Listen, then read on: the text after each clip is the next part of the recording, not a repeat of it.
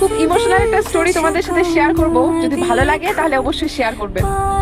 তো হাজবেন্ড সারাদিন কাজ করার পর সন্ধ্যাবেলা বাড়িতে ফিরলো। বাড়িতে ফিরেই তার ওয়াইফ তার সাথে ঝগড়া করতে শুরু করে দিল।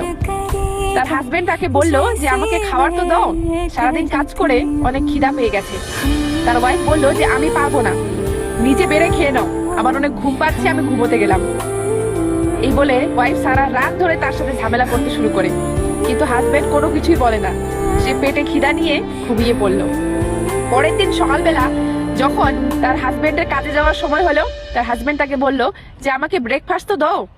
তখন তার ওয়াইফ রেগে গিয়ে বলল যে তোমাকে আমার সহ্য হচ্ছে না, আমার দু চোখে আমি তোমাকে দেখতে চাই না, ভগবান করুক যাতে তোমার মৃত্যু হয়ে যায়, আমি কোনো খাবার দাবার বানাতে পারবো না, রাস্তায় কোনো কিছু খেয়ে নিও। এটা শোনার পর তার হাজবেন্ডের মনে অনেক কষ্ট লাগলো। সে তবুও কোনো কিছু বলল না, চুপচাপ বাড়ি থেকে বেরিয়ে গেল।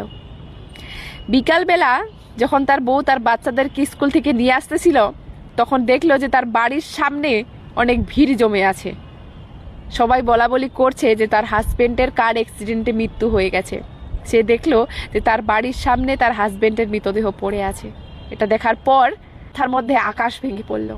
সে দৌড়ে গিয়ে তার হাজবেন্ডকে জড়িয়ে ধরলো আর বলল যে সঞ্জু, উঠে পড়ো, একবার তো উঠে যাও, আমি তোমার সাথে আর কোনোদিনও ঝগড়া করব না। তোমার খুব খিদা পেয়েছিল না, চলো আমি তোমাকে খাবার বেড়ে দিচ্ছি, তুমি আমাকে ছেড়ে যেও না, আমি আর তোমার সাথে কোনোদিন ঝগড়া করব না, কোনোদিন ক্যাচাল করব না, আমাকে ছেড়ে যেও না।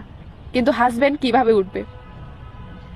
তাকে তো তার অভিশাপেই মেরে ফেলেছে, সে তখন উপরওয়ালার কাছে চলে গেছে, সে কিভাবে ফিরে আসবে? তার হাজবেন্ড মারা যাওয়ার পর সে একেবারে একা হয়ে গেছিল।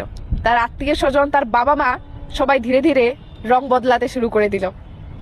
মানুষের খারাপ নজর তার উপর পড়তে লাগলো। মানুষ তাকে নিয়ে অনেক আজে বাজে কথা বলতে শুরু করে দিল। শ্বশুর বাড়ির লোকজন তার হাজবেন্ডের ভাগের এক টুকরো জমি তাকে দিয়ে বাড়ি থেকে বের করে দিল। সে একেবারে অসহায় হয়ে গেল।